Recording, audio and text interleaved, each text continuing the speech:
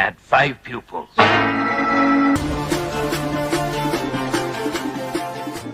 Hey everyone, it's Jason, and welcome back to Martial Arts Theater 3000.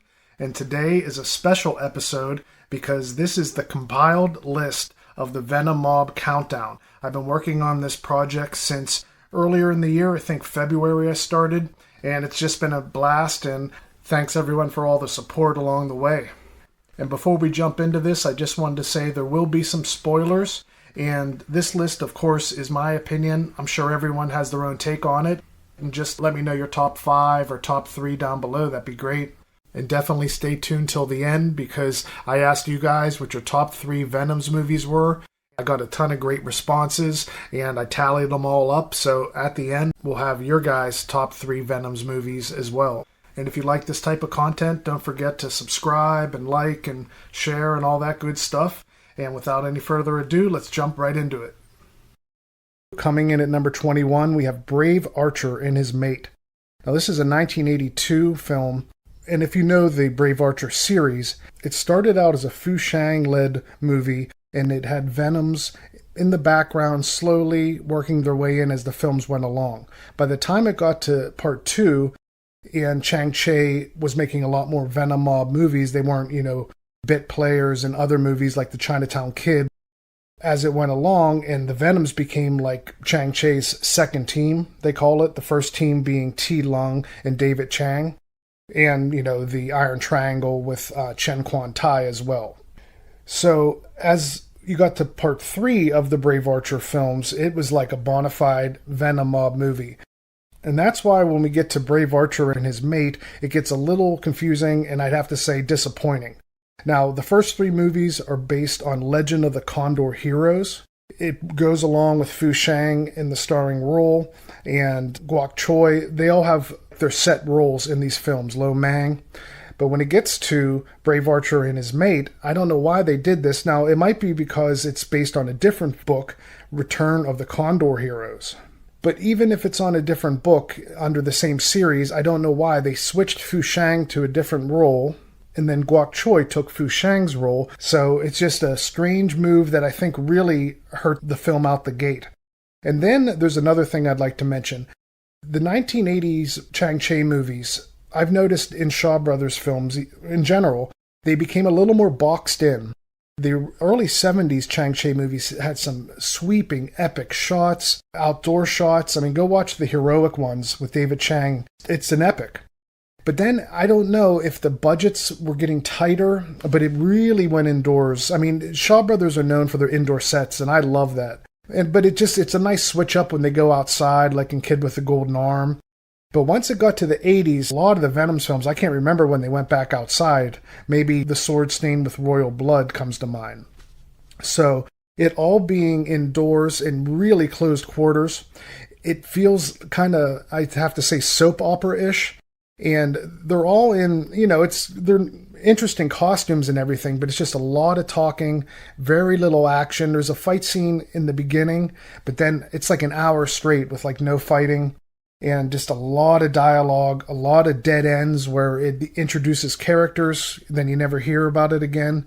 And like I said about the Venoms being in the Brave Archer films, the ending is the saving grace here because it's an amazing fight per the norm for the Venom Mob films. But there's so many characters introduced very late that it's just your head's kind of spinning and you're just wondering what the point of it all is. And it just falls flat. It's definitely the worst Venom Mob movie.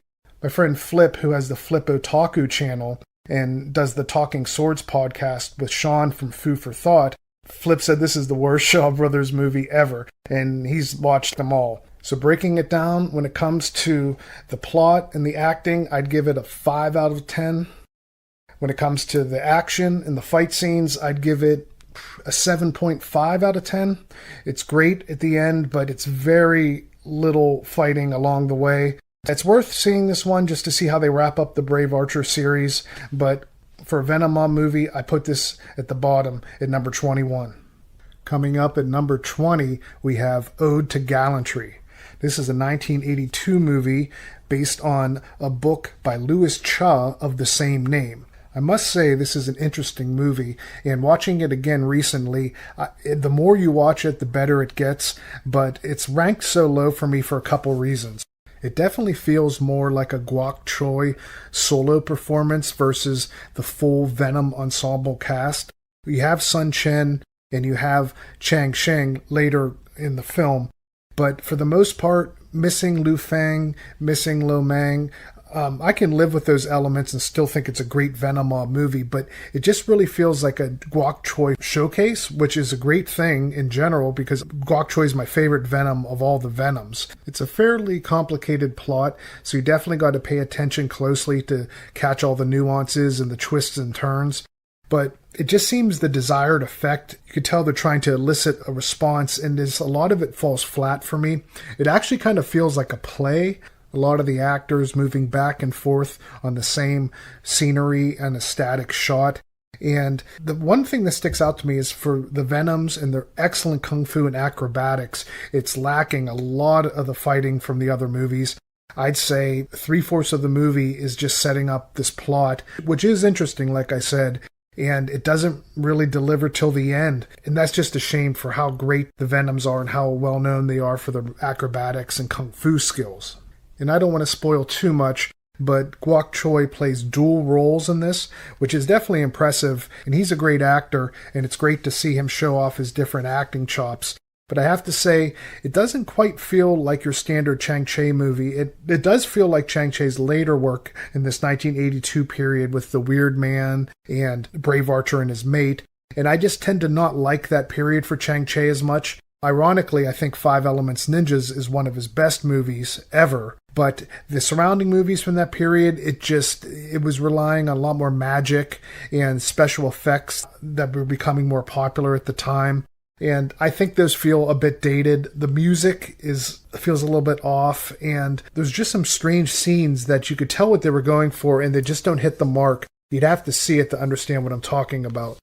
And like Brave Archer and his mate, this finale is so good. It's better than Brave Archer and his mate's finale. For the plot and acting on this one, I'd give it 7.5 out of 10.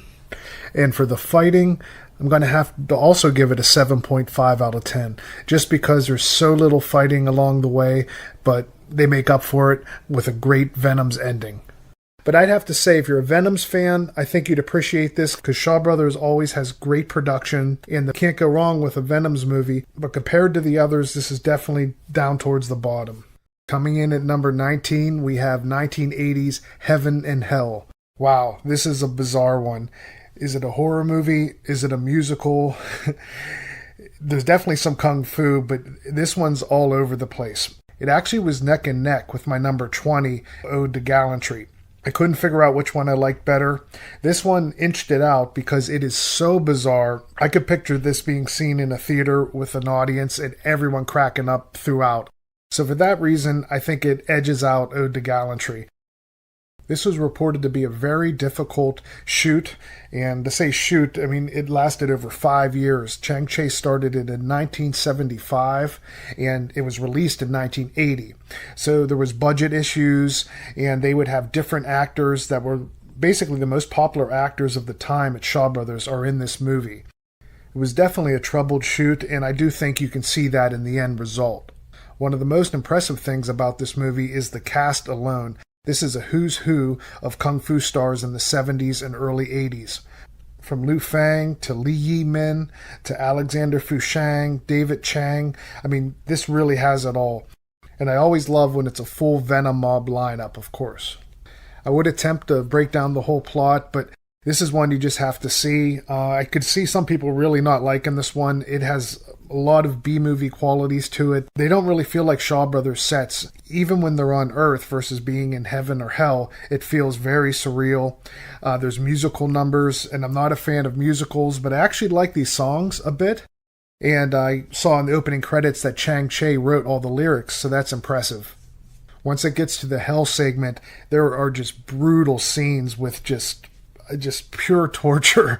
And so, I mean, it's hell, but they really definitely don't pull back at all on this one. And I have to say, the Kung Fu has kind of like a mid-70s feel to it for the majority of the film. It's not very fast-paced or extremely intricate. But even when it gets to the Venom mob, they feel a little bit reserved. I'm not sure if they were trying to match the previous fighting style from the earlier scenes, because like I said, it started in 1975, and you can tell they brought the Venoms in around 77 to 1980. And unlike the previous two movies in the countdown, this doesn't really have like an amazing ending to it that really saves the day. The whole thing's pretty consistent, but the ending is just okay. It's not like a Venom mob standard classic like blow your head off ending. They feel kind of confined because they're fighting their way out of hell. For how ridiculous it is another reason you've got to check it out, but I could see a lot of people not loving this one for sure. So for the plot and acting in this one, I'd give it a 6 out of 10. For the action and fighting, I'd also give it a 6 out of 10. And you might ask, well, why is this higher than the other two that had better ratings? Well, I'm going to throw in a ridiculousness factor on this one. Put that up at a 9 out of 10. So that kind of balances it all out. It's just so zany and off the wall that I definitely think it makes it worth checking out more than the previous two on my list. I wanted to take a moment today to just do a little bit of an overview on who the Venoms were. I had a couple people along the way say, who are the Venom mob? And they weren't used to that phrase. Basically, the Venom mob, or the Venoms, are a group of actors and martial artists that worked primarily under Chang Che in the late 70s and early 80s. They consisted of Chang Sheng, Guok Choi, Lo Mang, Lu Fang, and Sun Chen, and sometimes Wei Pai. The breakout film was, of course, Five Deadly Venoms, which is considered by many to be the best martial arts movie of all time. And although they starred in a lot of films together, all 5 of them, to be considered a Venoms film overall, it usually has to contain 3 of the members starring in the film. Coming in at number 18, we have Ninja in the Deadly Trap. Now this is a very interesting one to me. I always watched this wondering why the plot of Ninja in the Deadly Trap was so similar to Five Elements Ninjas, which is one of my favorite kung fu movies of all time. I always assumed that Ninja in the Deadly Trap was filmed after Five Elements Ninjas, because the release date was sometimes say 83, sometimes say 84, and Five Elements Ninjas, aka Super Ninjas, came out in 1982. So I thought the Venoms had separated from Shaw Brothers and were inspired and saw the success of Five Elements Ninjas and just replicated that plot, because the similarities are definitely there. It's the Chinese taking on the ninjas who are invading the base. There's a Japanese assassin who infiltrates the base and pretends to be Chinese. And most of all, it's the ending that has the 5 elements, with the gold element, the earth that burrows under the ground. I mean, it is basically the same exact setup as Five Elements Ninjas. But to my surprise, talking to Tico, who was the biographer that did the biography of Alexander Fushang, which is a great book, The Chinatown Kid. I was speaking to him, and he explained that this was filmed in 1981 and came out in 1982 before Five Elements Ninjas. So that kind of blew my mind. So I even got more confused. So instead of mimicking the success of Five Elements Ninjas, it in fact was made before it. So I couldn't really figure it out, and I researched more. And I did get some background information, but I still can't figure out why both films had such similar plots, and I hope one day to get a little more clarity on that. Ninja in the Deadly Trap goes by multiple names. Sometimes it's been called ninjutsu, ruthless tactics, and other names along the way. 3 of the Venoms, Chang Sheng, Lu Fang, and Guok Choi, went to Taiwan to work with the Yufeng Film Company. Now, this company was led by Pao Su Li, which is the former assistant of Chang Che. So in Taiwan, Guok Choi directed the film, and Lu Fang and Chang Sheng were the assistant directors. Chang Sheng was often an assistant director to Chang Che as well on a lot of the Venoms films. There was reportedly a lot of trouble with production of this one. It went over budget, and filming went on too long, so Pao Su Li had to step in and help finish the production. Now, I will say the reason I have this so low on my list is because while it does have a lot of the similarities to Five Elements Ninjas, there's a lot to be said for the Shaw Brothers studio itself. It was such a well-oiled machine that the production values were so high that you kind of take them for granted. Now, when you see another film and it's more independent, you can really see that even something like lighting and the sets, they're just not quite as good in most cases here. But that said, the Venoms always deliver, and the fighting in this is top-notch. The acting, of course, is really good, and they brought in T. Lung, so to have the Venoms with T. Lung team up again, you can't go wrong. Another thing that brings it down a bit, and it's not the fault of the film itself, is the copies out there are not of very good quality. This one is really due for a Blu-ray remaster, and I think that would take it up a few notches because it has a really dark image, and with a lot of the night shots and everything, it just brings down the overall experience a bit. So for the acting and plot on this one, I would give it a 7.5. The plot is great, very similar to Five Elements Ninjas, but not quite as well executed, and the acting is always good from the Venoms. Now for the fighting, I would give this an 8.5. This has excellent fights. The Venoms always deliver. It doesn't have quite the acrobatic style you'd see at Shaw Brothers. I mean, it's definitely there, but it's not quite as over the top as some of the other ones like the Daredevils. But with the Venom's Peking opera style, it's always super impressive to watch. Coming in at number 17, we have Sword Stained with Royal Blood. This is a 1981 film. Like Ode to Gallantry, this is adapted from a wuxia novel by Louis Cha. Now, I have to say I do really enjoy this movie. It has some flaws. It's definitely a later style Chang-Chi movie, but not quite as zany as the ones that came around 1982. Now, this movie starts with Guok Choi. It's pretty much like an origin story, and he is being trained in Kung Fu, and various things happen that leads him on his quest. And once the movie starts rolling, the action is excellent. This is just like a peak period for the Venoms. You can tell it was filmed right around Masked Avengers, but something I will say is unlike Masked Avengers, the stakes don't feel too high.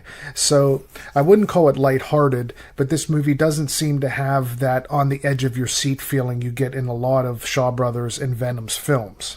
But what it does have going for it is it's actually about the Kung Fu itself. It's warring schools. When the fight scenes start, there is just some discussion about the actual different movements. Guok Choi is sparring with one of his younger nephews and is telling him which technique to use. It's just so intricate. It's just very interesting, and I love it. When I first saw this movie, one thing that did turn me off to it a little bit is the use of undercranking. Now, undercranking is when they change the speed while they're filming the movie, and then when they put it back at normal speed, it speeds up the fights. Now, this is in a lot of Kung Fu movies to various degrees, but in this one, it definitely shows at times that it looks obviously sped up, but thankfully not through all the fights and not the whole time. And this is one of the rarest Venoms movies. This was one that didn't get an English dub and wasn't on television in the 80s. And so it did come around a bit, I think, in the bootleg era, but I didn't see it then. And it wasn't until Celestial remastered it that most fans got to finally see this film. This again is like a Guok Choi starring role. So like Ode to Gallantry, like Masked Avengers to an extent, this period really was where the Venoms were less an ensemble cast that all had even screen time. It started to splinter a bit where you'd have Lo Mang doing 2 Champions of Shaolin, Guok Choi doing Ode to Gallantry, and Sword Stained with Royal Blood. So for the plot and acting on this one, I'm going to give it an 8 out of 10. I really love the story. I love the twists and turns, and I love this attention to detail. And Guok Choi gives a stellar performance in this one. Now for the fighting and action, I'm going to give it an 8.5. It would rank higher. I just think the undercranking is a bit noticeable, and that's not the case in most Venom's films. But don't get me wrong, there's great choreography. Without sounding like a broken record, the ending again is amazing. At number 16, we have House of Traps. This is a 1982 film, and like a lot of the other Venom's movies we've covered so far on this list, it's based on a novel, and this time it's on The 7 Heroes and 5 Gallants, which the movie Cat vs. Rat by Lau Kar-leung is also based on. Now, House of Traps is a very interesting Venom's film because it did come around in the bootleg era, but the copy was just so bad that it didn't really do it any justice at all. In 2008, it was remastered by Celestial. I finally got to get a good look at it and get a better judgment on it. And it's probably a bad sign, but the first 2 nights I watched it, I fell asleep. When I finally saw the whole thing, I wasn't sure what to think. I think the problem with these Venoms movies that are based on novels is that they try to cram so much info in an hour-and-a-half movie, and the plot can get very convoluted, and there's just so much exposition and talking that there's not quite as much action for the bulk of the film. And another thing to note on this one is due to damage on the film stock, there's about 20 minutes missing from the Celestial remaster. Now, I don't know where my original bootleg was, but I guess the original VHS did have the extra 20 minutes on it. So this movie does feel a bit short. I'm not sure where it's missing the extra footage, but I someday do want to see the full film. But as is, it's worth definitely checking out. It isn't quite as focused on Guok Choi in this one as it is in the other Chang-Chi movies from 1982, and it gives the other Venoms a chance to have some more screen time. Sun Chen really takes the lead on this one. The problem with Sun Chen's role is he is one of my favorite Venoms actors, but they don't really utilize him here in any of the fight scenes, and of course he's known as the amazing kicker, so he's definitely just a little more reserved in this one when it comes to the action. And you do get a lot more of the baby Venoms. Now, the baby Venoms consist of a bunch of different actors, mainly Chin Soo-ho and Ricky Chang would be what people would know offhand. Ricky Chang was in Five Elements Ninjas, of course, and Chin Soo-ho was in Fist of Legend and a lot of other Hong Kong movies. And I believe if Shaw Brothers Studios had continued with their movie productions deeper into the 80s, the baby Venoms would have become Chang-Chi's third team proper, starring in a lot more films, but they never really had a long stretch where the baby Venoms took the lead. Another critique of this film is that the House of Traps itself is very underutilized. It's kind of always there, but once they go inside, of course there's definitely some crazy traps and very violent deaths. It seems very minimal when it comes to the overall film. You'll see them go inside in a couple different torture scenes, but even when they break in at the end, it's kind of anticlimactic, and it's only the long 10-minute Venom's blowout fight scene after which really saves the day again. So when it comes to the plot and the acting, I'm going to give this one a 6.5 out of 10. There's great performances from the Venoms and the baby Venoms, but I think it just gets a little too bogged down with so many characters and long stretches of dialogue, or had they kept it a little more simple, I think it would have been more effective for the overall plot. For the action and fighting, I'm going to give this one an 8.5 out of 10. Again, the finale is so good that it really lifts up the overall experience. I think had this had more fights or some longer fights in the middle, it definitely would have been a 9 out of 10. And we're also missing those 20 minutes due to the damage on the film print, so that might be where some of the fight scenes end up on the cutting room floor. And a third thing I'd like to bring in for this one is set design, which is going to be at a 9 out of 10. For House of Traps, the house itself, even though, like I said, it's a bit underutilized, but as it is, I still think the house is so impressive to see how good the Shaw Brothers sets can really be. That's why we're going to put it up at a 9 out of 10 for set design. I do think it's a good one. I just think it suffers from the same issues as the other Venoms films we've covered so far, mainly with overcomplicating the plot when it really doesn't need to. And on a funny note, if you do watch the English dub, I think the first minute definitely sums up what I'm trying to illustrate here. They shove so much info into that first minute, you might as well be taking notes or you're going to miss like the main plot line. It's actually pretty hilarious. At number 15, we have Life Gamble. Now this one is interesting because it came out in 1979, but it was filmed before Five Deadly Venoms. And this one has a stellar lineup. I mean, the cast, it's amazing. From Lee Yi-min to 4 of the 5 Venoms to Alexander Fushang.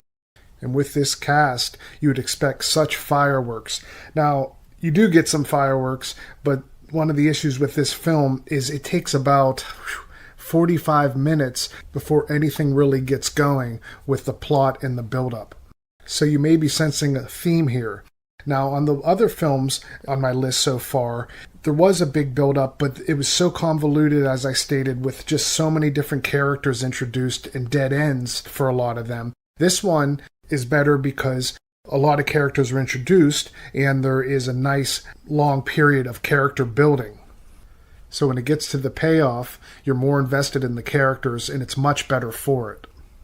But I have heard this one be called boring before, and I don't feel it is, because Chang Cheh's directing is at a very nice period here in the 1977-78 era. And he tries more adventurous shots back then. In the 80s Chang Cheh movies, there was some big moments, but the camera work, it just didn't have the flair of his 70s work, in my opinion. So if you do watch this one and find it a bit slow, definitely stick with it, because after the 45-minute mark, it really just starts firing on all cylinders. Without giving too many spoilers, there's just a straightaway of so many betrayals. It might be the most I've seen in a kung fu movie. And I absolutely love Guok Choi's role in this. It's very similar to his role in Masked Avengers, where he's quiet and reserved, but you know he has a very dark past, and it's just one of his best roles, in my opinion. And to see Lo Mang also in a starring role alongside him is just a great pairing. And the Venoms, they're just really fresh on the scene, and apparently the reason that he didn't release this is because he saw the potential and he wanted to wait and then properly present them all in 5 Deadly Venoms, and then he released this after. I'm not sure how true that is, but it makes sense. So for the plot and acting, I'm going to give this one a 7.5 out of 10. They do a good job on the build-up, but it's very long. There's good character development, but not too much moves along on the plot itself. It's more about getting to know the characters, which is good, but I just wish it had a little more plot points in the first half of the film. And for the action and fighting, I'm going to give this one an 8.5 out of 10. I was about to give it a 9 because once it starts going, it is great choreography, and the ending, as most of the Venoms films are, as you've seen, I've stated, is just phenomenal as usual. This has a different feel to it on this ending. You'll see it's not your standard Venom-style choreography. It's before they fully got into displaying the Peking opera style. And while the plot on this one does take a while to get going, Life Gamble's secret weapon is its cast, and I gotta give that a 9 out of 10. It is just the best stars for this period, all in one spot. You can't go wrong. At number 14, we have Legend of the Fox. This is a 1980 Venoms film, and like Sword Stained with Royal Blood and like Ode to Gallantry, it's also based on a Louis Cha novel, this time on The Young Flying Fox. Being based on a Louis Cha wuxia novel again, you know there's going to be tons of swordplay and lots of twists and turns. And while some of the other book adaptions I've had on the list so far have stumbled, I do think this is like a turning point on my countdown. While the plot is definitely as intricate as Sword Stained with Royal Blood and Ode to Gallantry, this one, the pacing is much better. There isn't 40-minute stretches of pure dialogue and then an occasional fight. The fights are frequent this time around and also an integral part of the story. What makes this one stand out is Chin Soo Ho is actually the lead on this film. And that frees up a lot of the Venoms, and you see some of them here playing against type. We have the rare moment where Lu Feng is in a hero role and Chang Cheng is in the villain role. And I have to say, for how intimidating Lu Feng is in all his villain roles, he's surprisingly charming when he plays the hero. And while Chang Cheng isn't the most intimidating of villains, he definitely does a great job on this, and his mischievous ways really helps play into this villain role. And at first, you almost think that Guok Choi could be a villain or an anti-hero, but it just proves to be that he is a victim of circumstance and is being manipulated. And this is definitely a longer Venoms film, coming in at over 2 hours, but for the most part, it doesn't really drag on. There is a section in the middle, maybe I'd call the King of Poisons section, where there's Chin Soo Ho and Man Yi Huang, who does an awesome job. She's just a great actress. And I really like this section. It doesn't quite have the same tone or pacing as the other parts of the movie. It kind of, for like a half hour to 40 minutes, almost just focuses on this niece and her uncle and the different poisons and the antidotes, and Shin Su-ho is taking it all in and learning about it. And it's a big part of the story, but it almost kind of feels like a separate movie compared to what you've been watching so far. And the third act brings all the sections together, and you have Wong Lik and Shang Shang both as villains. And as everything builds and builds, it gets to yet again, you guessed it, an amazing Venom's finale. And not only does Shin Su-ho shine in this whole film, during this finale, I think he puts a cherry on top of what is probably his best role in a Venom's film. So for the plot and acting on this one, I'm going to give it an 8.5 out of 10. The scenes where Lu Fang and Guok Choi are dueling in the streets, and someone may die, but the respect they have for each other is just so high. It is just one of Chang Che's great qualities to be able to bring this out. And it's rare to see that level of respect and camaraderie when you're basically fighting to the death. And for the action and fighting, I'm also going to give this one an 8.5 out of 10. Now this one is paced almost perfectly when it comes to building up the plot, yet having great fight scenes throughout. It does slow down in the middle, but once it gets to the end, it ramps back up again. And there's some really neat sections where there's like zombies that they create using this poison, and they can control them with these rings. And it's really neat to see. And I won't spoil too much, but it's definitely worth checking out. Coming in at number 13, we have The Brave Archer 3, also known as Blast of the Iron Palm. Now this is a 1981 film, and it's based yet again on a Louis Cha novel, and this time it's Legend of Condor Heroes. And I was going to put Brave Archer 1 through 3 as this episode here, but I decided against it because I believe Brave Archer 1 and Brave Archer 2, while the Venoms are throughout both of those movies, it is sporadic, and it's more or less a Fu Shang movie through and through. And Brave Archer came out in 1977.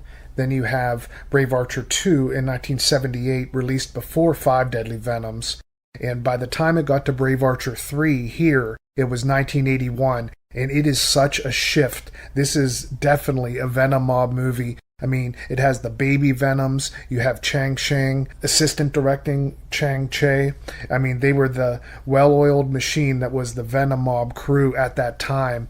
This movie almost feels like a video game because each scene, it feels like a stage. They have to defeat someone. They're trying to cross over up a mountain, across a swamp. And I love it. It's like when they're trying to go up the mountain, they keep running into one Venom after another. The pacing in this one is excellent. The fight scenes are frequent, but it also takes a lot of time to keep developing the story. And I really recommend you watch the first two. Do not watch this one just on its own because you'll be pretty lost. And another interesting point about this movie is a lot of Chang Che's movies focus on male camaraderie, especially around this time. And a lot of the films won't have any females in it at all. But this one has a lot of women in it, and it's a nice change of pace.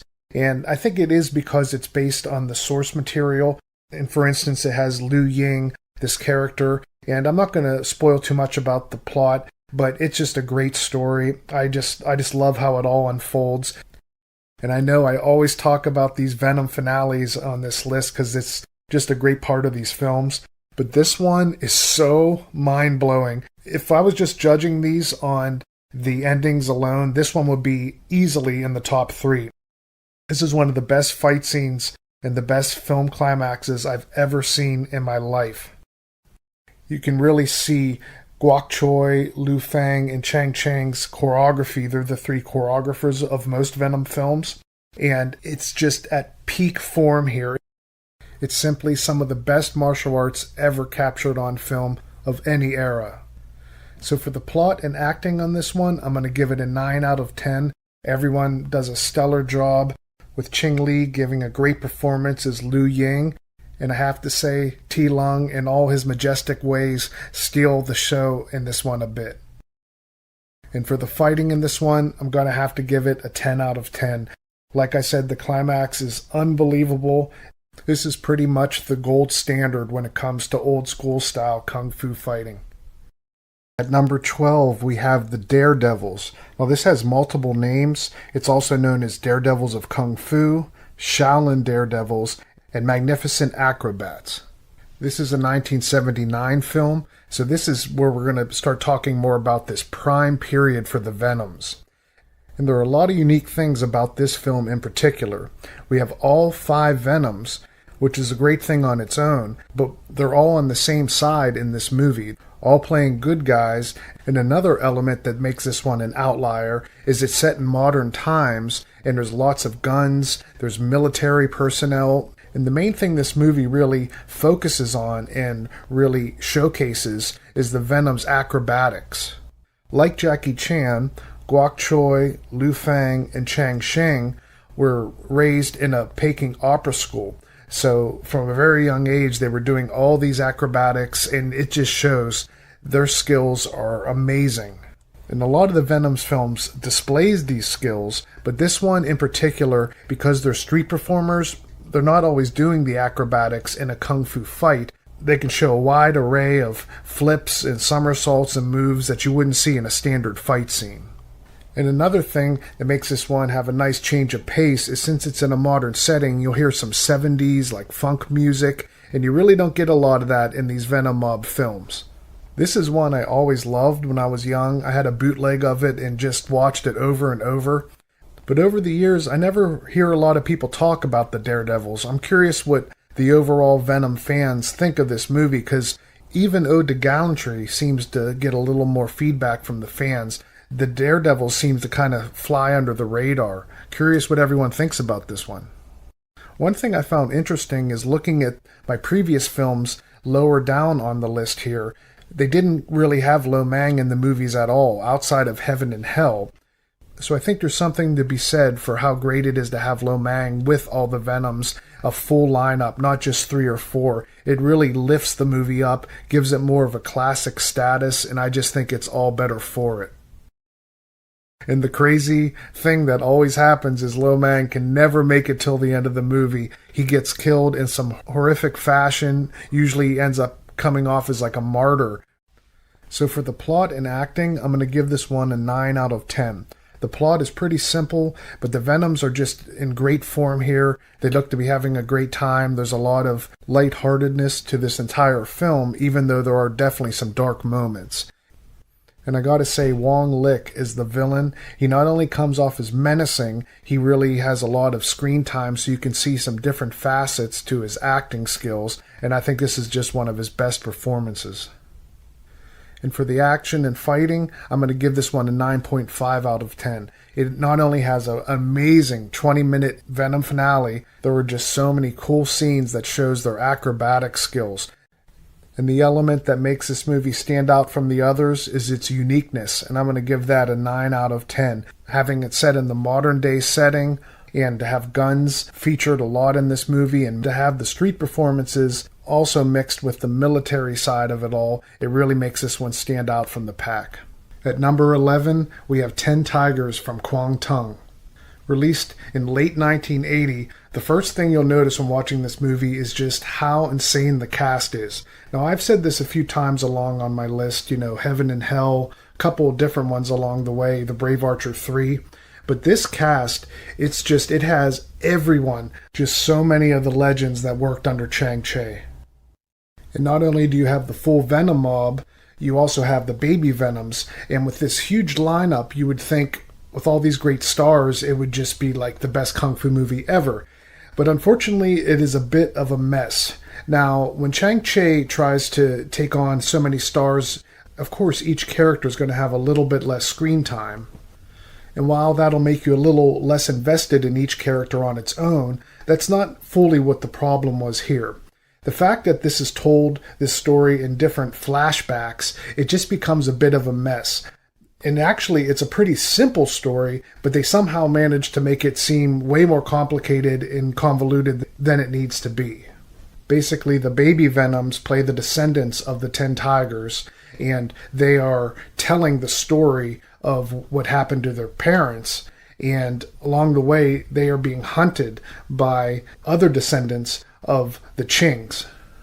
And while it sets the stage at the beginning, it goes for such a long time with the 10 Tigers, and it's great. I love the storyline. You have Ku Feng is the revolutionary who's hiding out. It all works. Even though it is a very simple plot, it definitely has some great fights and some good showdowns, and it doesn't really feel too slow or anything. There just tends to have a feeling of a lot of back and forth when not much really transpires. And fans of the Wu-Tang Clan will definitely recognize a lot of the English dub here. It's used in a lot of their albums and songs. And this movie, more than a lot of the others on this list, is definitely a fan favorite. Maybe second to Five Deadly Venoms. You hear fans talk about 10 Tigers from Kwangtung all the time. Probably because there's just so many Shaw Brothers legends and the fact that it was sampled so much in Wu-Tang. And I always crack up at the scene where Wang Lung Wei brings out, I don't know what it is, I guess some sort of statue of a mermaid or a woman. And I said it looked like an Oscar that got ran over by a Mack truck, but it's an hysterical weapon for sure. So for the plot and acting on this one, I'm going to give it an 8 out of 10. I actually think the plot's probably closer to a 6 out of 10 because of how simple it is, yet how they managed to make it seem overly complicated. But the acting is just great, per the norm for the Shaw Brothers legends that are in this film. And for the action and fighting, I'd actually give this one an 8.5 out of 10. It's a little bit of a mixed bag. Some of the scenes seem a little more dated because it was like a longer shoot for this film. When it gets to the later scenes with the baby Venoms, it's definitely the high quality you expect from the Venoms. And with those scores being slightly lower, you may ask why it's above some of the other ones on the list. It's, for me, because the cast is incredible. I could just watch them basically read the phone book. I'm so enamored with all of them. And this one, especially when you have the English dub on, just has such a classic feel to it. It's just really enjoyable to watch. If this had a stronger plot and it had more of like that edge of the seat feeling to it all, it would definitely be up in maybe the top 5. But the fact that the plot is weaker, even though it has all these amazing actors, it doesn't quite let it crack into that top 10 for me. Coming in at number 10, we have Shaolin Rescuers, also known as Avenging Warriors of Shaolin. This was released in 1979, and it was always an intriguing one to me even before I first saw it. There was various sources that referred to this as the best Venoms film. The Encyclopedia of Martial Arts Movies gave it 4 stars and said it was their best, and Guok Choi himself even rates this as his best performance. But for me, it didn't quite live up to the hype that I read about. You can't deny that Lo Mang and Guok Choi and Sun Chen all give great comedic performances in this. But when it comes to Guok Choi, I really prefer him in the mysterious role, in like the darker performances he gives in Life Gamble and Masked Avengers. That's just a personal preference. And this was definitely the time when Jackie Chan and the Hong Kong comedic comedies were number 1 at the box office. Late 78 and through 1979, you could see Shaw Brothers and other directors all started to really incorporate that Jackie Chan, Golden Harvest comedic feel in a lot of their movies. So on one hand, this feels like a Chang Che Shaolin cycle movie in a way. It starts out with Pai Mei, Sante, and the intro and everything. But when it gets to Guok Choi and Lo Mang, it almost has like a drunken master, Snake in the Eagle's shadow, comedic type feeling to it. And it's not that it clashes, it's just that it feels like the movie's on 2 separate paths and it finally intersects at the end. You have some great performances. Jason Pai Pao is Hung Si Quan. And without a doubt, this is one of Liu Fang's best villainous roles. In a lot of Chang Che's Venom's movies, Liu Fang is on the good side, and then he has a treacherous turn. But in this one, he is just straight up evil and mean throughout, and I think it really shows why he's often in this villain role. And one thing you might have noticed that was missing from the majority of the movies on the number 21 through number 11 on my list is training. In the Venom's movies, when they're at their best, they have awesome training sequences. And that's what bumps this one up into the top 10 for me. You have the full Venom mob lineup, and you start to get some great training sequences come into play. And you definitely don't get those long stretches without any action. This has killer fight scenes. The standout ones for me are the one with Wang Li also known as Wong Lik, when he takes on Liu Fang and his clan. And then would it even be a great Venoms film without a blowout ending? This one delivers in spades. It is easily 20 solid minutes of unbelievable fights. They all step up. They're all at the top of their game. And there's definitely some little nuances that are different from the other films. You got Lo Mang with a trident. He usually fights without a weapon. And strangely, for how comedic this film is, Chang Sheng is in a serious role, and he doesn't really come into play into this movie until the third act. So for the plot and acting on this one, I'm going to give it a 9 out of 10. It is just straight up a solid Venom mob movie. And it's neat to see the Shaolin cycle feel of Chang Che's movies meet the Jackie Chan feel of that fearless hyena, drunken master period, and see them blend together. I do definitely think it works. For the action and fighting, I'm going to give this one a 9.5 out of 10. The ending is unbelievable. There's one thing that annoys me a little bit about this movie. One of the villains, Sung Yang, you would recognize him from Crippled Avengers. He gets kicked in the stomach by Sun Chen's Iron Feet character. He has this enormous hammer weapon, and it would be okay, but it just looks really fake to me, and it always stuck out as looking fake, even on the VHS bootleg I had back in the 90s. Coming in at number 9, we have Two Champions of Shaolin, known in the States as Two Champions of Death. This is a 1980 film, and is the part of the list for me where the films are definitely going to take on more of that classic status. I saw this when I was young, and it just always stuck with me as one that I love to go back to. It is a perfect mix of deathly serious moments, and to be honest, some unintentional comedy, and it just makes for just such a charming film. The first thing you may notice is Guok Choi is not in this film. It has the other 4 Venoms. And it definitely gives Lo Mang and Sun Chen a chance to shine here. Lo Mang taking on the lead role. I've realized how much I really appreciate him as an actor and a Venom.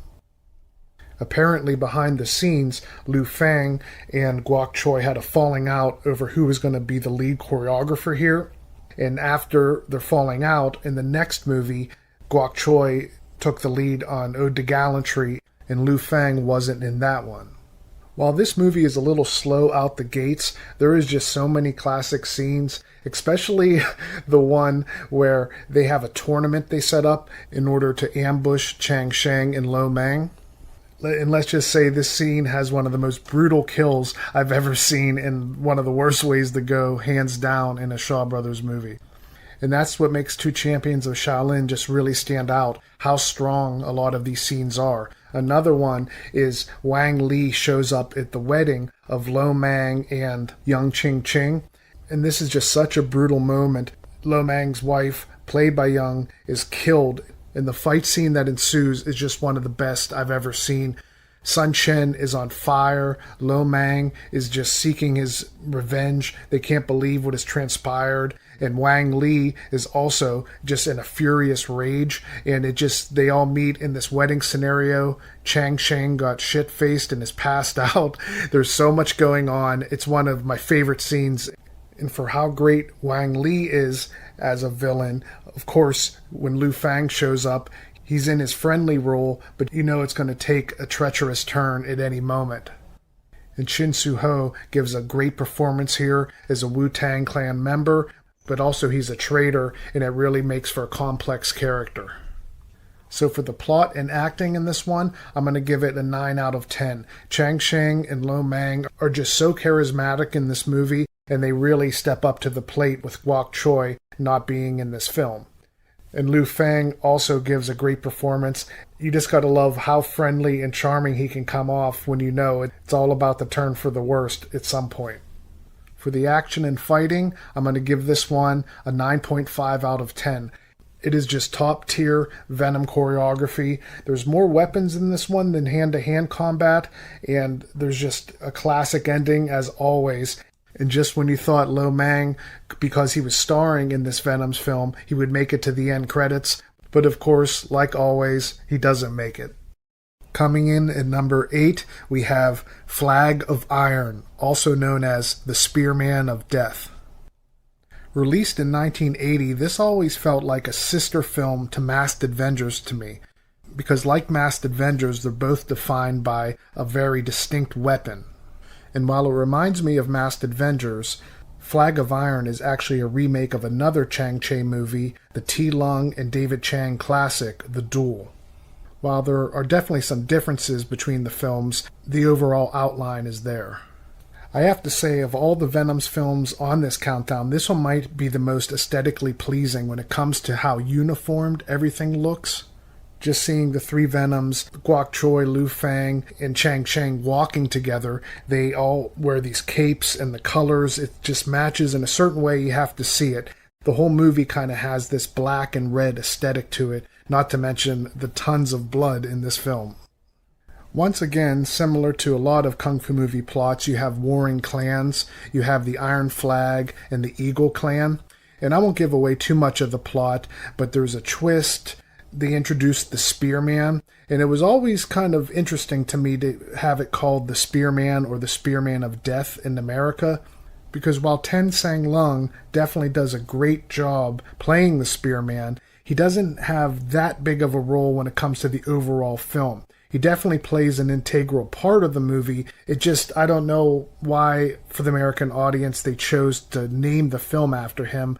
Probably because the Spearman of Death has that grab your attention sound to it as a title. Yet again, you have a great performance from Guok Choi, and he has all these assassins trying to kill him, and it's just so fun to see these various killers attempt to take him out, and the fight scenes are just top-notch as usual from the Venoms.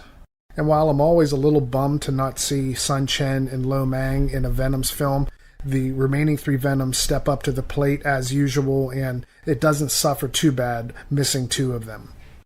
For the plot and acting on this one, I'm going to give it an 8.5 out of 10. I don't think they quite nail it like they did in the previous version of this plot in The Duel, but it's definitely a great film. The acting is solid from the Venoms. It has a few slow moments, but it's always building up the plot, so it's not like, dragging on. It has twists and turns. It's always great to see Liu Fang pretend to be your brother when he's just about to stab you in the back at any moment. For the action and fighting in this one, I'm going to give it a 9 out of 10. There are some great fights along the way. It has a great fight in the beginning as well, but as always, the ending is just a blowout. This isn't quite at Masked Avengers level, but man, it is just such a great fight. It takes a while to get there, but it definitely delivers. And talking about the Flag of Iron, it's neat to think that I know the Venoms use the flags, especially in the Daredevils. It was part of their Peking opera stunt work and street performance. And you can almost see them think, how could we incorporate this more into a movie? So they make it into a weapon, the Flag of Iron, and it works. I mean, it's just great because Masked Avengers doesn't quite have as much acrobatics in it using the trident, but with the flag, there's a lot of trying to clear the flag, jump over it. I mean, it's a perfect mix of weapon use and acrobatics. Coming in at number 7, we have Rebel Intruders, also known as Killer Army. Released in 1980, this has always been a personal favorite of mine ever since I first saw it way back in the early 90s. And it's just such an ambitious film for the Venoms. When you watch the opening credits, you'll see there are 3 assistant directors on this. So instead of a small set, they have a large city. Now, it's all indoors, of course, at Shaw Brothers Studios, but they definitely do a good job of making the city feel larger, and the Killer Army itself has different factions led by different villains.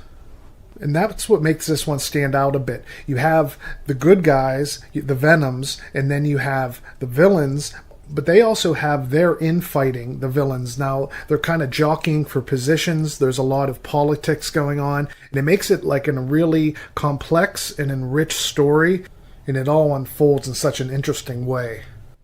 And one of the greatest qualities of this film is the fact that it's the full Venom lineup, and they're all at the height of their powers. You have Guok Choi, and my favorite type of role for him, a very serious and heroic role. And Lo Mang is kind of the counterbalance here in an equal heroic role, but he's also a lot more jovial than normal, and he actually seems to just be having a great time in this one until, horrible things happen to him per the norm. Chang Sheng is so solid in this one. Excellent choreography throughout, and he really just shows off all of his skills. Sun Chen is underutilized like he normally is, but he does an awesome job, and he definitely steps into the role like he normally does, where you're not sure what side he's really on. And Lu Fang is definitely in his villain role as usual, but he's a little bit more laid back in this one. He's more orchestrating everything instead of being right down in the mix of it. Wang Li is the man down in the trenches that kind of steps into the main villain role, I'd say. And as I said earlier, it's great to see all these different factions led by different villains. You have Yu Tai Ping, who really steps up in this film, does an awesome job. He's the knife thrower from 2 Champions of Shaolin. He's great with the whip. He's just a great weapons artist. And I always crack up at the scene of Sung Yang. He puts on these huge iron fists. I believe that's the name of his faction, the Iron Fist Clan. And it's just a ridiculous weapon, but it's really cool. And this has like a throwback to Crippled Avengers with Sung Yang and Sun Chen finding themselves in a similar scenario, and this time it doesn't work out well for either of them. For the plot and acting in this one, I'm going to give it a 9 out of 10. I think the complexity of the villains and their backstabbing and plotting against each other really brings this film up a notch. And you have the Venoms they're all on fire. They're just in such a great mode. They're working together. And sadly, outside of 10 Tigers of Kwantung, this is pretty much the final full Venom Mob lineup film that has all of them in it. For the action and fighting, I'm going to give this one a 9.5 out of 10. There is just so many great fights. They're so well dispersed. There's not long lulls in the action. It's just fight after fight with excellent choreography, and it's just amazing. Now, one thing about the fights in this one that did stand out that I noticed is that for the finale of each fight scene, or like the killing move, they go for some very complex shots where everything goes in slow-mo. And this happens like 4 or 5 times in this movie. They were definitely going for this effect.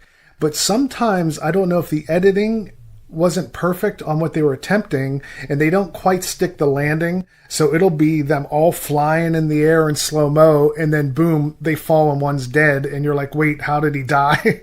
And I think it's just they were just really shooting for the stars on these fight scenes in this one, and they wanted to try something unique. But a couple of them, it's just not clear exactly what the killing move was and what happened, but it still doesn't detract from the overall fight scenes, and they'll blow you away in this one.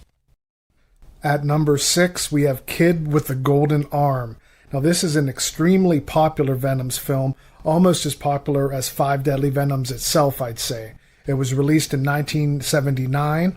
And one thing to know about these films in general from the Venoms is they were released out of order. The Shaw Brothers studio became like a conveyor belt of sorts where they're working on multi-projects at one time, and whatever one happened to be fully finished and got dubbed, that be the one they would release. So Kid with the Golden Arm was the 4th Venoms Mob film consecutively, but it was released, I think, around the 8th or 9th film in their filmography. And while I do love this movie, it's not quite a top 5 for me for a couple different reasons. On the positive side of things, everyone is in great form here. Lo Mang is so charismatic, of course, as the main villain, Kid with the Golden Arm. You have multiple different chiefs. Lu Fang is excellent, as he always is. And Guok Choi, this is definitely in his top 3 performances. He just embodies Agent Haito, and you could tell he's made for this role. Everyone comes off almost as like a superhero or in a comic book. They're all introduced in the beginning. This intro is so classic. It's just amazing. It has that iconic status for a Shaw Brothers movie. And I actually heard about it in the 80s, reading from Rick Meyer's book and different sources, but I didn't see it till the early 90s. So I was always just really excited to catch Kid with the Golden Arm. I think the hype and the build-up made me slightly disappointed when I finally saw it. The thing about this movie is it comes off kind of like a play. The sets feel almost claustrophobic in this one. They're just one tight shot, and the actual square footage for them to move also feels just very small in this one. So you have characters coming in off screen and just goes to another scene that looks similar to the previous one. It feels like you could almost see it being performed as a play on a stage. And this in itself is not really a bad thing. It's just that with those close quarters and it's set up for a lot of dialogue, when they do bust out into some fight scenes, especially at the beginning of this movie, it feels a bit slow, and I feel like they're just hampered a bit by how little room they have to move. But once it gets closer to the middle of the film, it's almost at that full Venom mob speed and the quality you'd expect. It's so great to see Sun Chen take the lead a bit, and it's definitely one of Wei Pai's best performances, and I believe it's actually his last with the Venoms. That's another interesting thing about this movie. It's called Kid with the Golden Arm, but Lo Mang, he's really in the background in this movie. He makes a couple cameos in the intro, and he lets Brass Head and Lu Fang as Silver Spear and the other chiefs in the Chi Saw gang, he lets them do all the dirty work. Lo Mang just comes in, swoops in for a few moments in the beginning, disappears, reappears again. You don't get a lot of time with the Kid with the Golden Arm until the end of the movie. For the plot and acting on this one, I'm going to give it a 9 out of 10. The cast is incredible. Sun Chen is excellent in a dual role here, and there's definitely a big twist at the end. And I think this movie is almost designed to really showcase the acting, and that's the strong point of this film. Unlike some other kung fu movies, the plot and the characters themselves are really the showcase here. For the action and fighting, I'm going to have to give this one an 8 out of 10. I know that's a bit lower. I just think the beginning and a lot of the fights are extremely short and a bit slower even for the time period, that it just kind of brings it down a few points for me. But by the time it gets to the end, with Guok Choi battling Lo Mang and battling especially the fight with Sun Chen, that is just top shelf. It is really, really solid, but it just comes so much later in the movie that outside of Lu Fang and Shang Shang's really good battle, it's almost just a plot-heavy movie for the first half. And unfortunately, like I said, some of the fights aren't up to their standard quality. But all these colorful characters and the classic status and iconic status this movie has because of their performances and Chang Cheh's vision on this, that's what brings this up all the way to number 6. At number 5, we have Invincible Shaolin, known in the States as Unbeatable Dragon, which as a title couldn't have less to do with this movie itself. It's hard to put in words how excellent this movie is. It's kind of like a mix of a VENOMS movie and an earlier Chang Cheh style mid-70s Shaw Brothers Shaolin cycle movie. And for the Venom movies, you'll have the Daredevils and certain films that it just has to be the Venoms. It really shows their Peking opera style, and it's just a Venom movie through and through. Now for this one, you could imagine it being, T. Lung and David Chang. So it has a more traditional style, and it's just neat to see the Venoms in that type of movie and playing those type of roles. It's a very interesting plot that has Wang Lungwei as the general in the Qing dynasty, pitting the North Shaolin versus the South Shaolin in hopes that he can have them all just turn against each other and wipe them all out in the end. And I won't give away too much of the plot here, but Wang Lungwei is definitely the conspirator who fuels all the things that transpire.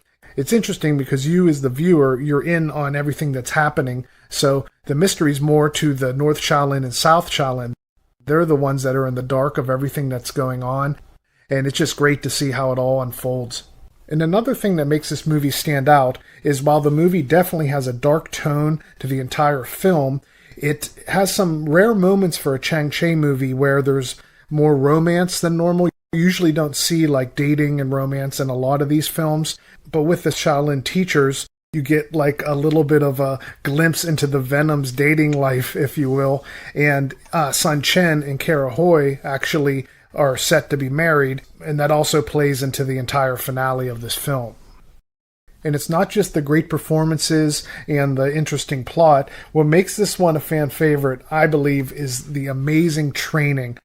The entire middle section of this film, you have Wei Pai, Lo Mang, and Guok Choi in just breathtaking training sequences. I love Guok Choi learning the pole and the light skill together, but the standout has to be Lo Mang with the eggs. And I won't give away too much about it, but you just have to see this if you've not seen it before. It's hysterical. For the plot and acting on this one, I gotta give it a 10 out of 10. It is just Stellar performances from everyone. They're just all at the top of their game. 1978 is definitely a peak period for Shaw Brothers films in general. And there's a scene where Shen Chan, he's like dying. He's the master of the South Shaolin students. He has them all come over and look at these coffins, and just to really drive home how no matter what, they have to seek their vengeance. And that scene, it is just one of the most powerful scenes in any Kung Fu movie I've ever seen. Definitely has some of the best acting you'll see in a Venoms movie. And it's not just the emotions here, it's how everything comes together and it pumps you up for the finale. And while it might seem like a standard vengeance plot at times, it's nuanced because it's all based on a lot of misunderstandings that you're just waiting for it to clear up and hoping there comes some resolve to it all. For the action and fighting, it's also going to be a 10 out of 10. The training alone is just worth the price of admission. It's such amazing training, like I just stated earlier. But as it leads into the finale, it is your standard blowout amazing Venom's finale. But it has all these emotions intertwined with it that brings it up a notch for sure.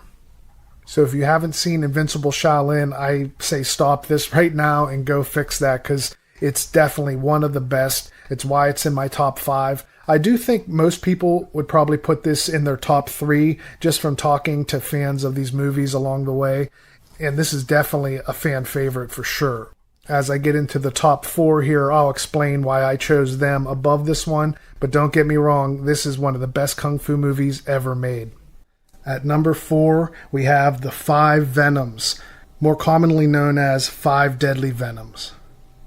Now, the words classic and legendary get thrown around a lot in this genre and in most movie genres, but I have to say this movie is a bona fide classic. I mean, nowadays, if you ask in a forum what's your favorite Kung Fu movie, I think 5 Deadly Venoms is mentioned hands down the most. You'll see Enter the Dragon, you'll hear some of the usual suspects, but over the years, it's just kind of snowballed and snowballed, and it seems that most people pick 5 Deadly Venoms as their favorite. And for that reason, at the top here, I wanted to say I know a lot of people are going to be upset this isn't at number 1 or even at number 2, but I'll explain why I put it at number 4. And also keep in mind, this is like splitting hairs at this point. The top 5 are so close in my mind that it could switch on various days, but it needs to be said, 5 Deadly Venoms is without a doubt a game changer. Coming out of the T. Lung and David Chang period for Chang Che, then going through the Shaolin cycle, where the Venoms slowly start appearing in cameos and bit parts. This is like the bridge film, I'd say, that takes you to the final period of Chang Che at Shaw Brothers, which is mostly Venom's movies. And what's interesting about this movie is it is very, very different than the other Venom's films. What stands out is that this has more of a thriller, a horror, and a drama/mystery feel to it, and that's its strong points. It doesn't have the standard choreography from Liu Fang, Chang Sheng, and Guok Choi that you'll see later on in the majority of the Venom's films, and you can notice that in this movie. That's why when it comes to the drama side of things and being a thriller and having that horror aspects, this is definitely one of the best ones for the Venoms. But for a Kung Fu movie, I think it's not quite up at the top. And the thing that stands out while watching this is the first 40 minutes of the movie, there's not even a fight scene. I mean, there's a little bit of displays of their Kung Fu, and there's the scene where Wei Pai and Liu Fang kill the man that they believe has the treasure. There's little snippets here and there, but for the most part, the first fight scene doesn't come in till around the 40-minute mark, which is pretty long for a Venom's film. And while this isn't as Kung Fu heavy of a film, and the Kung Fu scenes I do feel are a bit short, but there are 3 main fights that are just all-time classics, and they're simply amazing. I love that Chang Sheng is one of the main roles here, and Guok Choi, this has to be one of his best roles, without a doubt. He is just amazing in this. I think this probably is his best acting. He just steals the show a bit, and it just shows why he became the leading role in a lot of the Venom's films. In one way, I feel like this movie, even if it didn't have fight scenes, would be up in this top 5. That's how good it is on its own when it comes to the mystery of it all and the acting. It's just top shelf. And that's why for the plot and acting on this one, I definitely got to give it a 10 out of 10. There is just such great performances. Chang Sheng is great in one of the lead roles. As I said earlier, Guok Choi is just unbelievable. His acting chops, it's definitely one of his peak performances. And Lo Mang and Sun Chen and all the different Venoms, it just puts them on the map. And you could see why this was a hit, and Chang Cheh chose to keep going and make dozens of films starring the Venoms. When it comes to the action and fighting in this one, I'm going to give it a 9 out of 10. Like I said, there's not too many fights in this movie. It takes 40 minutes to get to the first real fight, but you can't take away how great it is that each Venom has their own specific style, and this opening to this movie is the most iconic in probably all of martial arts cinema. This is a little different when it comes to the acrobatic style you're going to be used to from all the Venoms movies. It's more of I wouldn't call it straightforward, but it's less of the somersaults and flips. But when it gets to the finale, you have Guok Choi and Chang Sheng climbing up the walls. It's all over the place. And it's great Sun Chen at the last minute finally gets in on the action at the end as well. At number 3, we have Magnificent Ruffians. Now this one is one of my personal favorites. I first saw it when I was 6 years old, and it really stuck with me. It's a perfect mix of that comedic side of the Venoms and some really violent and dark themes that only Chang Cheh can really deliver in this specific type of way. This movie was released in 1979, and it is right in the middle of, I'd say, the best period for the Venoms. They have their, introduction in the earlier movies like Marco Polo and Chinatown Kid. In those early movies, they were just bit parts, and then, of course, Five Deadly Venoms put them on the map. Now, once they found their stride, I feel this is like the peak right here in 78, 79 with this film. It's just when they were firing on all cylinders. So what puts this in the top 3 for me? Well, there's a couple different reasons, but one of the main things is this movie is about Kung Fu itself. A couple of the other Venoms movies, you could replace the Kung Fu with boxing or even gunfights or change the genre a bit, and it would still be a great movie. But this movie, you need it to be about Kung Fu. All the characters have a background based on their family, and in a lot of the cases talking about their father and his Kung Fu style. And that brings us to Lu Fang's character. Now, he is ruthless in this movie, but when you first see him, you think maybe he might have some redeeming qualities, but you learn quickly that he is pure evil in this film. His father was a famous Kung Fu practitioner who is well regarded, and the plot is based on, basically, there was a lot of escort services that would carry goods and valuables across the country. Think of Kid with the Golden Arm, for instance. That's the basic plot of that movie. But this is a more modern setting in the early 1900s. So there's guns coming in, and that's what's changing the lives of these Kung Fu practitioners. Whereas they could use their Kung Fu to escort these goods, now guns were taking over, and the Kung Fu was almost becoming obsolete in a way. And that is why Lu Fang is trying to challenge himself and bringing all these Kung Fu experts in, and he not only wants to beat them because he's such a savage, he kills them with one of his finishing moves. And the Venoms are also suffering from this lack of work for the Kung Fu practitioners. They are basically at the street beggar level in this movie, and you'll see this is like a sister film to Rebel Intruders and Daredevils. Basically, the Venoms are playing very similar roles, and it's in that 1900s period setting where there's guns, and it's just definitely a different feel. You can tell in their haircuts. It's not the long braids and long hair. It's more of, I don't know what you want to call it, the mop-top Beatles cuts that they have in these late 1800s and the early 20th century pieces.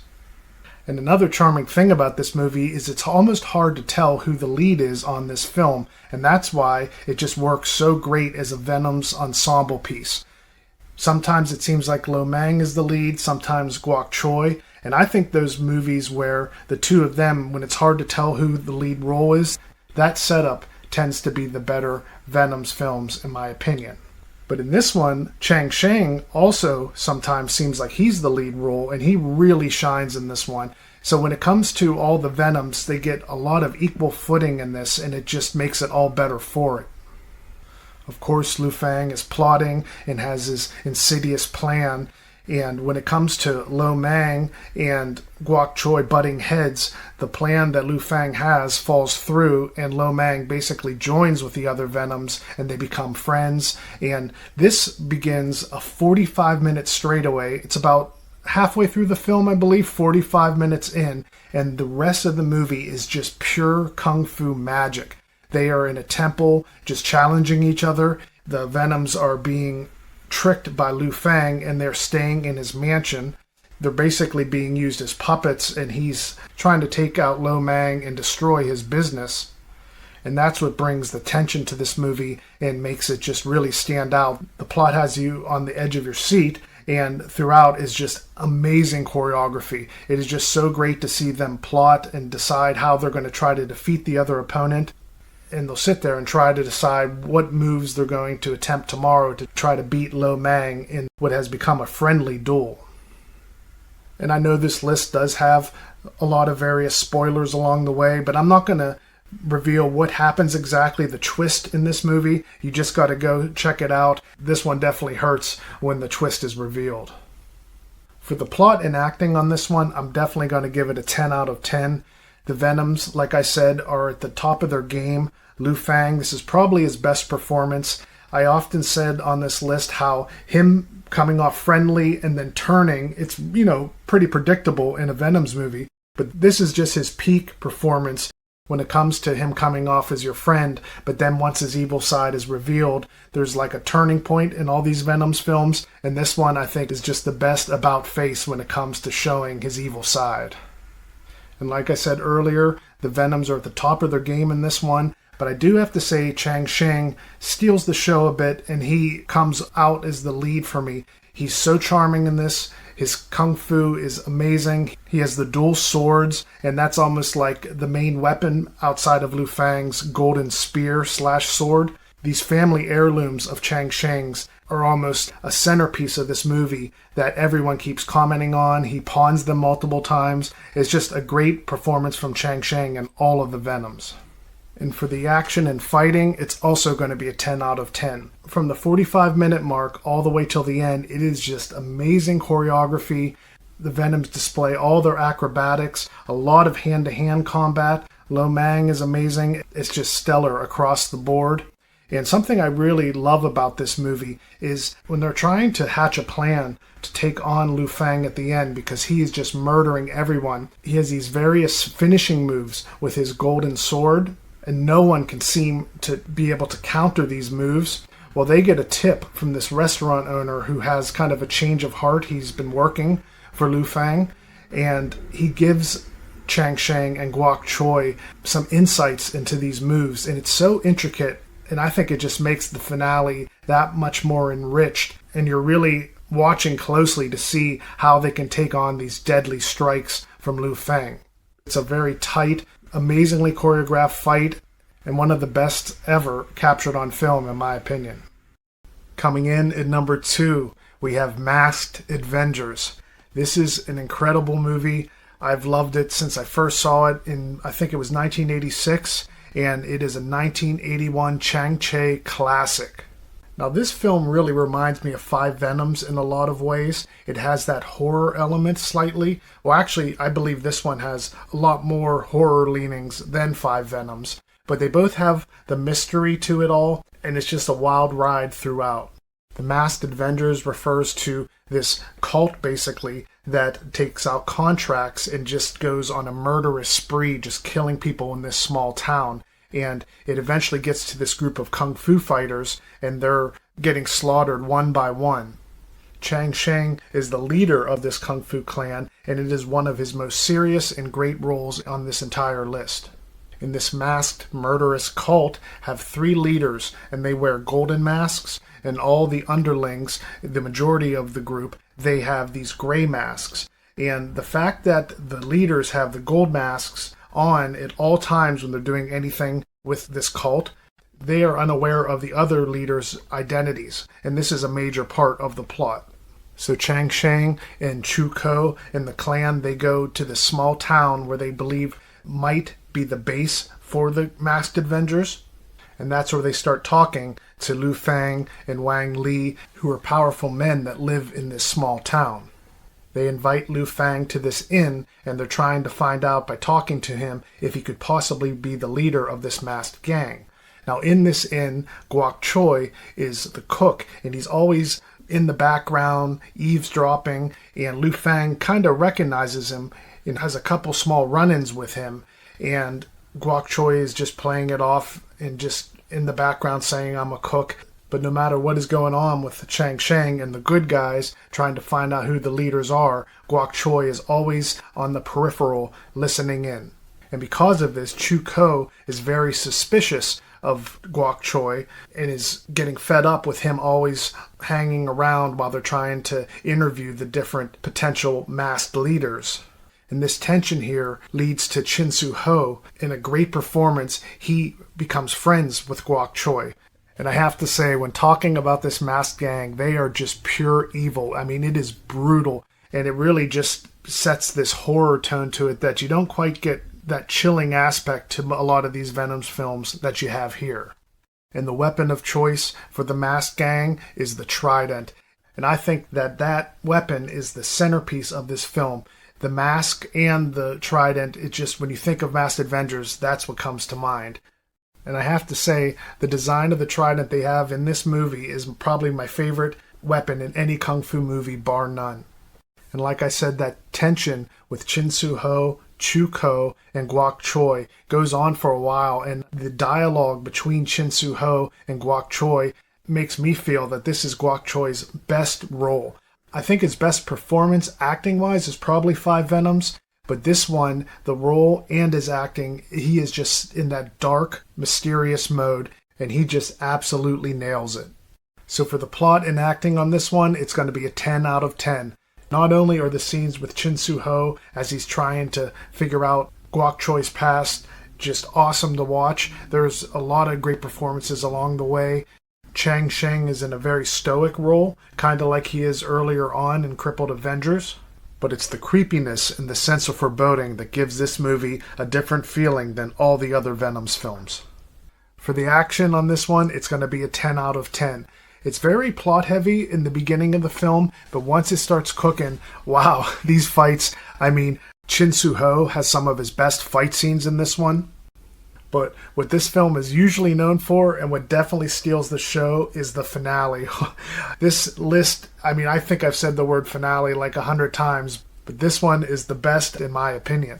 They are deep down in the masked gang's lair. It's been building up and building up the whole movie. You finally get the reveal who the 3 chiefs are of the masked clan, and it just all explodes in a 10-minute plus fight scene that is just jaw-dropping. If you haven't seen it, you gotta check out this film, and the final fight just blows me away to this day. So the great plot, the mystery to it all, the horror aspect to this film, which makes it stick out and feels like an outlier compared to the other Venoms films. All of that coupled with my favorite Venoms finale and probably my favorite weapons fight scene of all time as well. When you add all that together, that's why I have this one up at number 2. Coming in at number 1 is Crippled Avengers, also known as Mortal Kombat, not to be confused with the video game that came out about 5 or 6 years after they used that title. Not only is this my favorite Venoms movie, I think it's possibly my favorite kung fu movie of all time. What can you say about this one? This really is where I feel the Venoms solidified what a Venoms film was all about. And without a doubt, if you were going to show somebody one movie from this list and they had never seen a Venom Mob film, I definitely think this should be the one. It kind of reminds me of a band earlier in their career when they're hungry, and it really shows in the performances.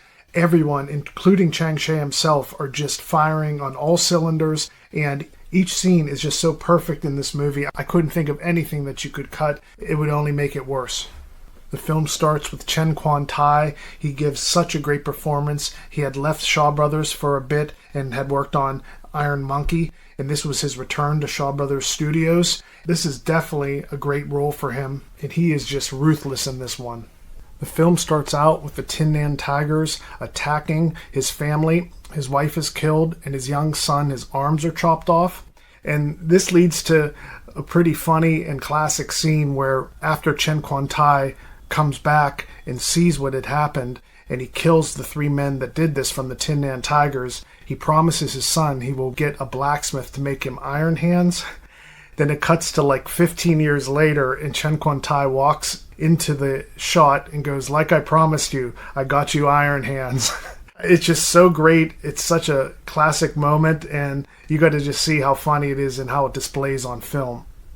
And from this moment on, Chen Quan Tai and Lu Fang, basically, after he had avenged what had happened to his wife and his child, he turns into a tyrant against this whole town, just crippling people, crippling the sons of the Tin Man Tigers, and anyone who crosses him or says anything in any way, he cripples, and that's what happens to the Venoms themselves. So there's a middle period where the Venoms are just down and out.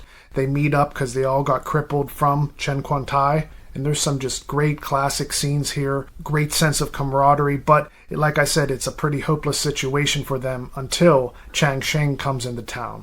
Now I love this because Chang Sheng, along with Guok Choi, are my favorite Venoms. He usually plays a more silly role, but in this one he's stoic and he wants to avenge what happened to them. But unfortunately it doesn't turn out too well for Chang Sheng as well, and he is mentally crippled by Chen Quan Tai.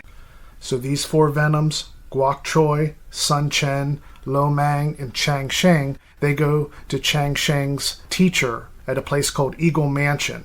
And this is a great straightaway of some of the best training.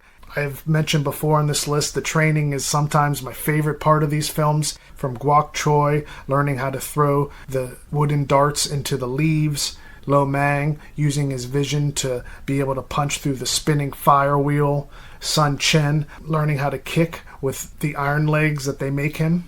And I don't know what to say about Chang Sheng, because every single scene he is just trolling and just causing mayhem in the background, and it's hysterical throughout the whole movie.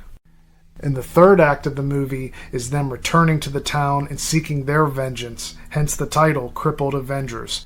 And wow, this is such a great straightaway, another 45 minutes I'd say of just solid fight scenes. And as the movie goes on, you really get a sense of how amazing the pacing of this film really is. So for the plot and acting on this one, it's of course going to be a 10 out of 10. The casting is so perfect. The trifecta of villains with Chen Quan Tai, Wang Lungwei, and the standard Venom's villain, Lu Fang. With those 3 together, that has to be the best combination of villains ever in a kung fu movie. And the Venoms give what I think are their best performances. It is so neat to see how they each take on these crippled roles. And Chang Sheng cracks me up, like I said, the entire film. You just got to check out this movie if you've not seen it. It has such great performances from everyone involved. For the fighting and action in this one, it's again, of course, going to be a 10 out of 10. So many great fight scenes, awesome training. And these fight scenes are, of course, so unique because each Venom has to compensate for the fact that he's crippled. So you have Lo Mang using mirrors on a medallion and on his wrists. You have Sun Chen, of course, with the iron legs. Chang Sheng is silly and flying around, but he maintains his kung fu even though he's mentally crippled. And all the villains try different methods to stop Guok Choi. They'll all stand there completely silent to try to surprise him. But he trained his hearing so well that there's times in the movie where they actually don't believe he's fully blind. Having another straightaway of 45 minutes of amazing fights at the end, it just tops off with Lu Fang, Chang Sheng, and Guok Choi displaying their Peking opera skills. The final fight usually is the 3 of them, but the fight is just unreal. The flips, the somersaults, the acrobatics, you just have to see this one. And the finale when they take on Chen Quan Tai is great as well. And along the way they plan how to take on his tiger style. And the real secret weapon they have is Sun Chen with his iron legs coming through again in a killer finale. So while I was doing these reviews along the way, in a couple different spots I asked you guys in the audience what your top 3 Venoms films were. So on Instagram, on a community post on here on YouTube, and on a video on YouTube, I asked what your guys' top 3 were, and I got tons of responses. So I went and added up all the votes, and here are the results. For the audience pick, at number 3, we have Kid with the Golden Arm. At number 2, we have Crippled Avengers. And the number 1 pick from you guys is 5 Deadly Venoms. So at number 1, that was Crippled Avengers, and that concludes my Venom Mob countdown. This has been such a blast, guys. I mean, I truly have enjoyed it, and I love seeing everyone's feedback down below. Couldn't thank you guys enough for all the support, and I hope if you've only seen a few Venom Mob movies, this list will introduce you to a couple more that you'll check out. And I think this is going to be a big part of my channel going forward. I'm going to do reviews along the way, like let's say with T. Lung and David Chang. After I've reviewed all of their movies, I'm going to compile them in a big video again at the end. So thanks again, guys, and I'll catch you in the next one.